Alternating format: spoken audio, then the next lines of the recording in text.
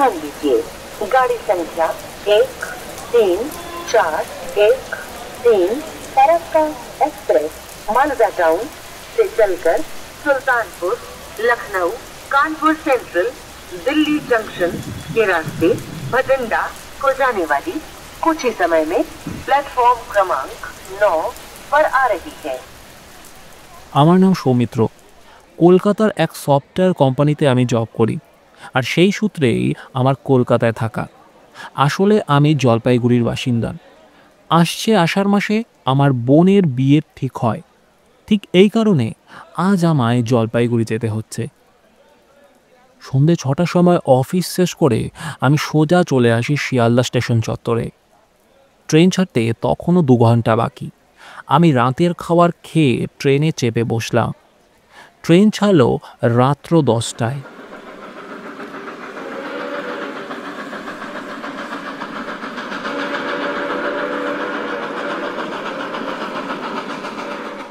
সারাদিনের ক্লান্তি এবং ট্রেনের দোলানিতে আমার ঘুম চলে আসে। হালকা এক ঝটকা লাগতেই ঘুমটা ভেঙে যায়। কোনো স্টেশনে দাঁড়িয়ে পড়েছে, বড্ড গরম, এর মধ্যে আবার নিদ্রা দেবী সদয় হওয়ার সম্ভাবনা কম। অগত্যা চোখ কচলে উঠলাম। এটা কোন জায়গা রে বাবা? বেশ ব্যস্ত কোনো স্টেশন বলেই মনে হচ্ছে। এত রাতেও ভিড় মোটামুটি ভালোই। মোবাইলে টাইম দেখলাম, রাত 1:05। গলাটা শুকিয়ে এসেছে, একটু জল পেলে বেশ ভালো হতো। কিন্তু ব্যাগ থেকে বোতলটা বের করে দেখি তাতে আর এক বিন্দুও জল নেই। জানালার ঠিক সামনেই পানীয় জলের একটা কল চোখে পড়ল। বোতলটা নিয়ে চটপট নেমে পড়লাম প্ল্যাটফর্মে। মনে হয় কিছুক্ষণ আগেই এই অঞ্চলে বৃষ্টি পড়েছে। গোটা প্ল্যাটফর্ম এখনও জবজবে ভেজে। আরেকটু হলেই পা হয়ে যাচ্ছিল। সাবধানে টাল সামলে ট্রেন থেকে নামলাম। আকাশ এখনও গাঢ় কালো মেঘে ঢাকা।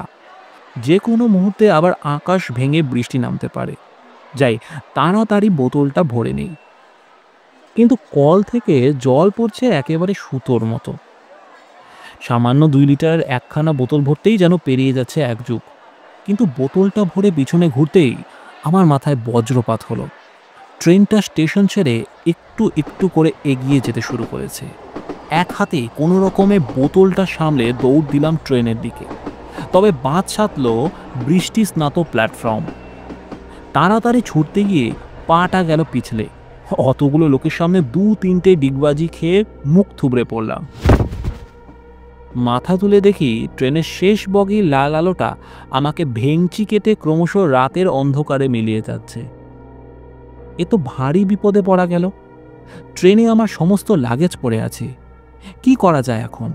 একবার স্টেশন মাস্টারের সঙ্গে কথা বলে দেখব। উফ, যত সব উৎক আপদ দেখেছি আমার কপালেই এসে চোটে। তবে আসল ধাক্কাটা মনে হয় এখনো খাওয়া বাকি ছিল। হাত পা ঝেড়ে উঠতেই বাকরুদ্ধ হয়ে গেলাম। এইটা আমি কোথায় দাঁড়িয়ে আছি? কিছুক্ষণ আগেই তো যথেষ্ট লোক ছিল। কোথায় গেল তারা সবাই? প্ল্যাটফর্মের এপার থেকে ওপার সম্পূর্ণ জনমানব শূন্য। আমি একাই এখানে ভূতের মতো দাঁড়িয়ে আছি। এতগুলো লোক সব কর্পূরের মতো উবে গেল। এছাড়াও একটা জিনিস আমার স্পষ্ট মনে আছে, স্টেশনে প্রায় 5-6টা প্ল্যাটফর্ম ছিল, কিন্তু এখন শুধুমাত্র 2টো দেখা যাচ্ছে, একটা আপ লাইন আর একটা ডাউন। স্টেশন চত্বরে ঝলমলে টিউবলাইটগুলোও উধাও। এখন তার জায়গায় টিম টিম করে জ্বলছে কেরোসিনের বাতি। তাতে কাজের কাজ তো কিছুই হচ্ছে না, উল্টে সৃষ্টি হচ্ছে এক অদ্ভুতরে হলুদ আলো আধারে। এক নিমেষে আকাশের মেঘও সরে যাচ্ছে। এই আকাশ একদম পরিষ্কার। সেখানে আবার সুন্দর একফালি নীল চাঁদও উঠেছে। অমন উজ্জ্বল চাঁদ আমি জীবনে দেখিনি। ঠিক যেন কোনো অদৃশ্য পুরুষ এবং বৃহৎ রূপালী ঘোড়ার থেকে পৃথিবীর বুকে জ্যোৎস্নার নির্মল ধারা ঢেলে চলেছে। সেই গলিত জ্যোৎস্না আকাশ থেকে ঝরে পড়ছে আমার গায়ে। শীতল চাঁদনি ভিজিয়ে দিচ্ছে আমার সর্বাঙ্গ। ধপ করে একটা পাথরের বেঞ্চিতে শরীরটা এলিয়ে দিলাম। উফ, কি হলো ব্যাপারটা? মাটিতে পড়ে গিয়ে মাথায় চোট পেলাম মনে হয়। এমন মতিভ্রম তো হওয়ার কথা নয়। সদ্য ভরা বোতলটা থেকে জল নিয়ে চোখে মুখে ছেটালাম।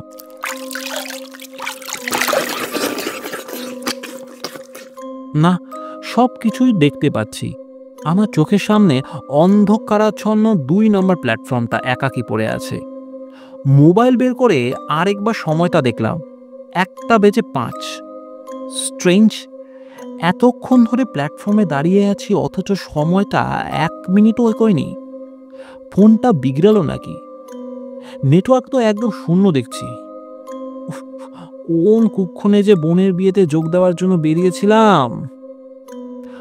পকেট থেকে সিগারেটের প্যাকেটটা বের করে একটা সিগারেট ধরালাম।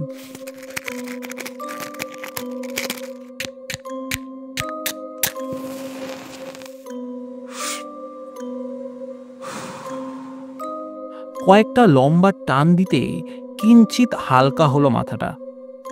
বেঞ্চে মাথা হেলিয়ে নিজের পরবর্তী পদক্ষেপ কি হবে সেইটা নিয়ে চিন্তা ভাবনা করছি।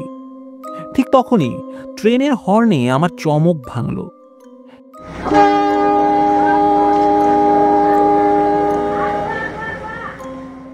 কেমন অদ্ভুত সেই হর্নের ধ্বনি, ঠিক যেন শীষ দেওয়ার মতো এক তীক্ষ্ণ আওয়াজ। দূরে ইঞ্জিনের আলো দেখতে পাচ্ছি। ট্রেনটা কাছে এলে বুঝতে পারলাম এটা একটা মালগাড়ি। কিন্তু ইঞ্জিনটা আবার কি রকম? ডিজেল বা ইলেকট্রিক ইঞ্জিন নয়, এটা তো সেই আদ্যিকালের স্টিম লোকোমোটিভ। এই রুটে যে আজও স্টিম ইঞ্জিন চলে তা তো জানতাম না। একরাশ কুচকুচে কালো ধোঁয়া এবং কয়লার মিহি গুঁড়ো ছড়িয়ে আমাকে পিছনে ফেলে এগিয়ে গেল ইঞ্জিনটা।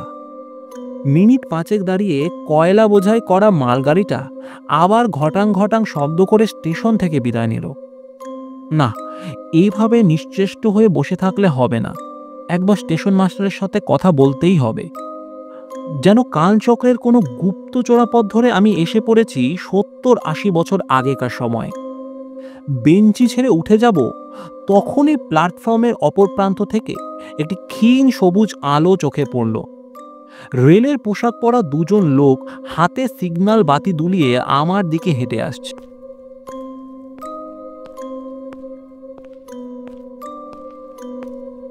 একজন বেশ লম্বা ফর্সা, আরেকজন কিছুটা বেটে ও রোগা। আমার কাছে এসে লম্বা লোকটি দরাজ গলায় জিজ্ঞাসা করলেন, এত রাতে আপনি এখানে একা একা কি করছেন? কোথায় যাবেন? আমি ট্রেন মিস করেছি, স্টেশন মাস্টারের ঘরটা একটু দেখিয়ে দেবেন? আহ ভদ্রলোক নমস্কার করে বললেন, নমস্কার, আমি এখানকার স্টেশন মাস্টার সমরেশ দত্ত। আর এ হলো এখানকার পয়েন্টসম্যান মনোহর। আজ রাতের শেষ মালগাড়িটা পাস করিয়ে আমিও আমরা দুজনকে কোয়ার্টারে প্রতি ফিরছি। নমস্কার জানিয়ে জিজ্ঞেস করলাম, আচ্ছা এখানে কি বৈদ্যুতিক আলো নেই? স্টেশনের ল্যাম্পপোস্টে কেরোসিনের বাতি, আর আপনাদের হাতেও দেখছি লণ্ঠন। দুজনে হতভম্বের মতো একবার নিজেদের মধ্যে মুখ চাওয়াচাই করলো, তারপর বলল, আগে কি বললেন? বৈদ্যুতিক আলো? বলেন কি বাবু? খানিকক্ষণ চুপ করে পয়েন্টসম্যান মনোহর নিচু গলায় বলল, বৃষ্টি পড়লে আকাশে বিদ্যুৎ চমকায় বলে জানতাম, কিন্তু মেঘের বিদ্যুৎ দিয়ে লণ্ঠন জ্বালানো যায়? হ্যাঁ, এমন পাগলের প্রলাপ তো কোনো কালে শুনিনি। মাঝখানে ফোড়ন কাটলেন সমরেশবাবু। আমি বুঝেছি আপনি কি বলতে চাইছেন।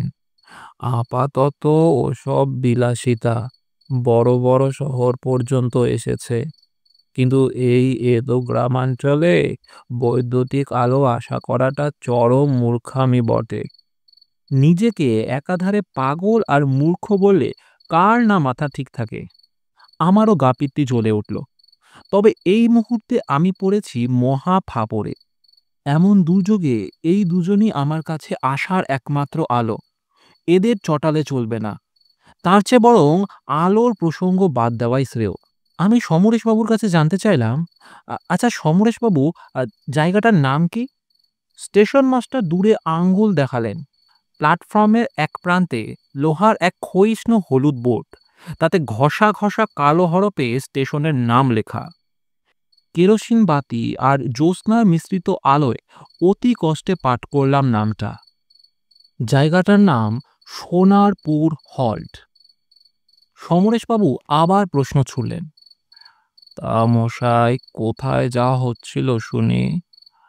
আরও কি একটা বলছিলেন না, ওই ট্রেন মিস করেছেন নাকি যেন?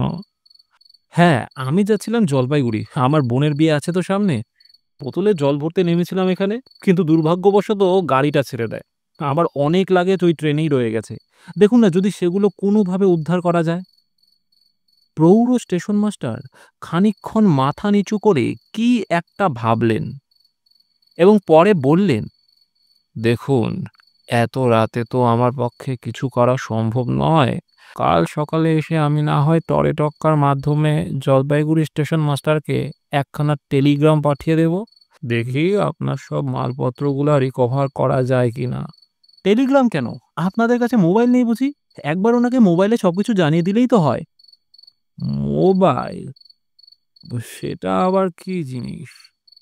আরে মোবাইল মানে মোবাইল, আরে মোবাইল ফোন। দুজনে আবার বেশ কিংকর্ত বিমূঢ় চোখে আমার দিকে তাকালো এবং বলল, মশাই নেশা টেশা করেছেন নাকি? কথাটা শুনে আমার মাথা গেল চটকে।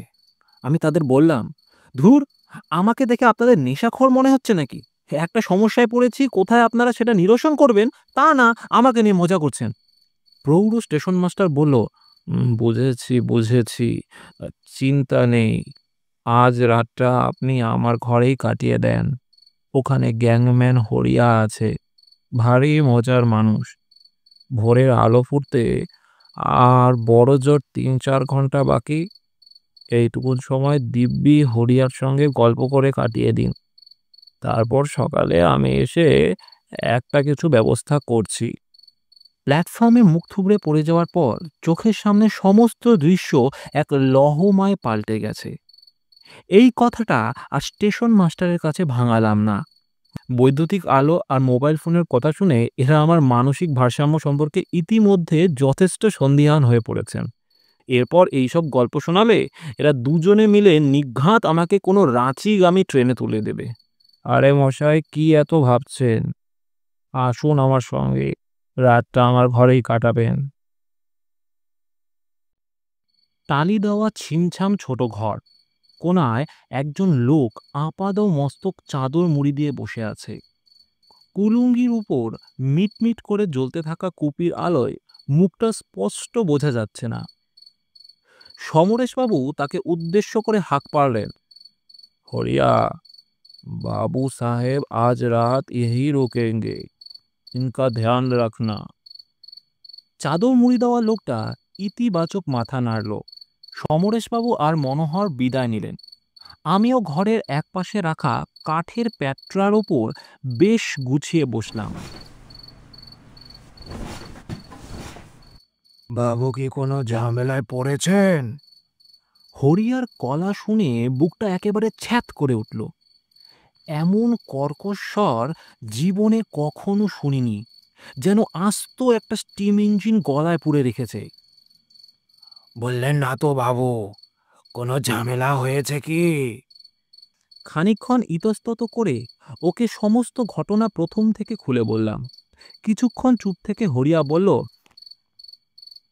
আপনি চিন্তা করবেন না, স্টেশন বাবু বহুত কাম কা আদমি আছে, কিছু একটা উপায় জরুর বের করবেন। কথায় কথায় জানতে পারলাম হরিয়ার ভিটে বিহারের পূর্ণিয়া জেলায়। পেটের জ্বালায় ২০ বছর আগে এসেছিল এ বঙ্গে। স্ত্রী এবং ৩ ছেলে মেয়ে আজও পূর্ণিয়াতেই থাকে। বছরে একবার করে হরিয়া নিজের গ্রামে যায়। এছাড়া ওর সারাটা বছর কাটে ছোট্ট এই হল্টে। ছোট স্টেশনের স্টাফ খুব কম, গ্যাংম্যানের কাজ যথেষ্ট দায়িত্বপূর্ণ, তাই বেশি কামাই করা চলে না। সমরেশবাবু ঠিকই বলেছিলেন, কণ্ঠস্বর ভয়াবহ হলেও লোকটা কিন্তু ভারী মজার। এতদিনে হিন্দি মেশানো ভাঙাচোরা বাংলা বলতেও শিখে গেছে। আপাত দৃষ্টিতে হরিয়াকে দেখে মোটামুটি বিশ্বাসী বলেই মনে হলো। আসল কথাগুলো কি একে একবার বলে দেখব, তারপর যা থাকে কপালে। আচ্ছা হরিয়া, একখানা কথা তোমায় বলতে চাই। কথাটাও স্টেশন বাবু আর মনোহরকে এই কথা জানাবে না। कौन सा बात बाबू? সব কিছু খুলে বললাম, পা পিছলে পড়ে যাওয়া থেকে যা যা ঘটেছে সব। হরিয়া নীরবে পুরোটা শুনল। অন্ধকারে মুখটা পরিষ্কার ঠাওর না হলেও কুপি বাতি ম্লান আলোয় বুঝতে পারলাম লোকটা ঠোঁট বেঁকিয়ে অল্প হাসল। ये সোনারপুর হল্ট है बाबू। ইহা এমন আর বহুত জিনিস দেখতে পাবেন। দেখছেন না, রাতে এই হরিয়া মাহাতো ছাড়া স্টেশনে एक भी आदमी নেই, एक भिखारी तक नहीं। সাধেঘি স্টেশন বাবু আর মনোহর রাতের আখরি মালগাড়ি পার করিয়ে এখান থেকে চম্পট দেয়। এই সময় ইহা কুত্তা বিল্লিও ঘরে না, ইনসান তো দূর কি বাত। আমি ঢোক গিলে বললাম, কেন, কোনো কোনো ভয় টয় আছে নাকি? ভয়? হ্যাঁ, ভয় বলতে পারেন। পাইলে এটা একটা আম স্টেশনের মতোই ছিল, কিন্তু একটা দুর্ঘটনার পর থেকে এই স্টেশনে সব কিছু বদলে যায় বাবু, সব কিছু। কিরকম দুর্ঘটনা? 5 साल पहले का घटना है। यहाँ से थोड़ा दूर पे रेल क्रॉसिंग है। ওহা রেল লাইনে কিছু একটা গড়বড়ি হয়েছিল। তখনকার স্টেশন বাবু একজন গ্যাংম্যান আর একজন পয়েন্টসম্যানকে সাথে লইয়া সেখানে গেছিলেন। সব কাজ ঠিকঠাক করে ও 3 লোক লাইনে ধার দিয়ে পয়দাল স্টেশনে ফিরছিলেন। কিন্তু এক জায়গায় এসে ও তিনও अचानक রেলে কাটা পড়ে যায়। ওদের কাটা পড়াটাও বহুত আজীব ছিল বাবু। যারা সামনে থেকে সে দুর্ঘটনা দেখেছিল তারাই বলেছে যে ও তিনও লাইনের অনেক দূর দিয়ে হাঁটছিল, লেকিন কোনো শয়তানি শক্তি যেন 3 জনকে ধাক্কা মেরে লাইনের উপর ফেলে দিল বাবু। উল্টো দিকে আসছিল টাউন মেল। বাস एक ही झटके में तीनों का खेल खत्म।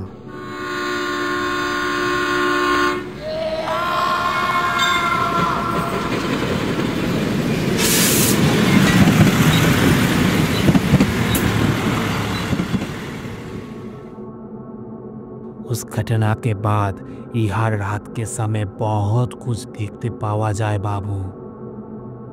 এতক্ষণে আমি রীতিমতো ঘামতে শুরু করেছি। কি বলছে হরিয়া? আগেই ঝামেলার অন্ত ছিল না, এখন আবার ভূতে দৌড়াতো। আপনিও ওদের দেখেছেন বাবু, শুধু চিনতে পারেন নাই। ও লোক কিসি কা নুকসান করে না বাবু, শুধু নিজের অস্তিত্ব বুঝিয়ে দেয়। দেখা পেয়েছি কিন্তু চিনতে পারিনি। মানে কি? বলো কি হরিয়া, কাদের কথা বলছো তুমি? ওরা কারা? ওরা কারা? ওরা হলো সমরেশ বাবু, মনোহর আর হরিয়া মাহাতো। এক ঝলক ঠান্ডা বাতাসে হরিয়ার গা থেকে চাদরটা খুলে পড়ল। কুপি বাতির শিখায় স্বল্প আলোয় পরিষ্কার দেখতে পারলাম আমার সামনে দাঁড়িয়ে আছে এক ভয়ঙ্কর প্রেত মূর্তি। ডান হাতটা কুনুয়ের নিচ থেকে কাটা পড়েছে, সেখান থেকে এখনো চুইয়ে পড়ছে ফোঁটা ফোঁটা রক্ত। মাথার একদিক বিশ্রীভাবে থেতলে গেছে, ভাঙা চোরা দাঁতগুলোর ফাঁক দিয়ে ঝুলে পড়ছে জিভটা। এছাড়াও শরীরে অজস্র জায়গায় কাটা ছেঁড়া। হরিয়া হাসছে, খলখল করে হাসছে। ঠিক তখনই কুপিবাতির শিখাটাও 2 বার দপ দপ করে নিভে গেল। পুরো ঘরটা তলিয়ে গেল অন্ধকার সমুদ্রে। এতক্ষণে যেন আমার সম্বিত ফিরল। গা ঝাড়া দিয়ে এক লাফে বেরিয়ে এলাম ঘর থেকে। তারপর এদিক ওদিক না দেখিয়ে অন্ধের মতো ছুটতে লাগলাম। পিছন থেকে তখন ভেসে আসছে হরিয়ার কণ্ঠস্বর। এখন যেন ওর গলাটা আরো কয়েক গুণ বেশি কর্কশ শোনাচ্ছে। भागने से कुछ नहीं होगा, स्टेशन बाबू जिंदा नहीं बच पाया, ना मनोहर और ना ही मैं। यहाँ से कोई जिंदा वापस नहीं जा सकता बाबू, तू भी नहीं जाएगा। কতক্ষণ ধরে এই অচেনা মফস্বলের পথে উদ্ভ্রান্তের মতো দৌড়ে বেড়াচ্ছি তার খেয়াল নেই।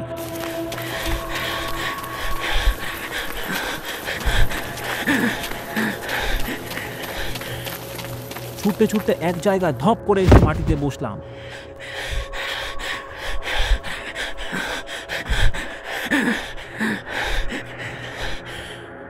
পা দুটো আর সঙ্গ দিচ্ছে না, মনে হয় এর চেয়ে বেশি ছুটলে মুখে রক্ত উঠে মরবো। বুকটা হাঁপড়ের মতো ওঠানামা করছে, কথা বলার শক্তিটুকু আর নেই। অনতি দূরে চোখে পড়ল একটি আলো। কোনো মতে ক্লান্ত শরীরটা টেনে হিচড়ে নিয়ে সেই দিকে চললাম। এটা তো একটা এটা তো এটা তো একটা লেভেল ক্রসিং। এখানে কোনো মানুষজন নেই, এখানে কোনো মানুষজন নেই। এই ক্রসিংয়ের কথাই কি বলছিল হরিয়া? দাঁড়িয়ে দাঁড়িয়ে এসব ৭-৫ ভাবছি, হঠাৎ ঘাড়ের ওপর তপ্ত নিঃশ্বাস অনুভব করলাম। কিছু একটা বুঝে ওঠার আগেই পিঠে এসে পড়লো হাতুড়ির মতো এক প্রবল ধাক্কা। টাল সামলাতে পারলাম না, হুড়মুড়িয়ে সোজা গিয়ে পড়লাম রেল লাইনের উপর। উঠতে বসতে পারছি না। অদৃশ্য কেউ যেন বুকের উপর চেপে বসে জোর করে শুইয়ে রেখেছে আমাকে। শরীরে সমস্ত বল প্রয়োগ করেও সেই বায়বীয় সত্তাকে বুকের উপর থেকে ঠেলে ফেলা যাচ্ছে না। ঠিক তখনই দূর থেকে কানে এলো ট্রেনের হর্ন। মুখের উপর আছড়ে পড়লো ইঞ্জিনের চোখ ধাঁধানো আলো। দুর্নিমার গতির দিকে আমার দিকে ধেয়ে আসছে একটা মেইল ট্রেন।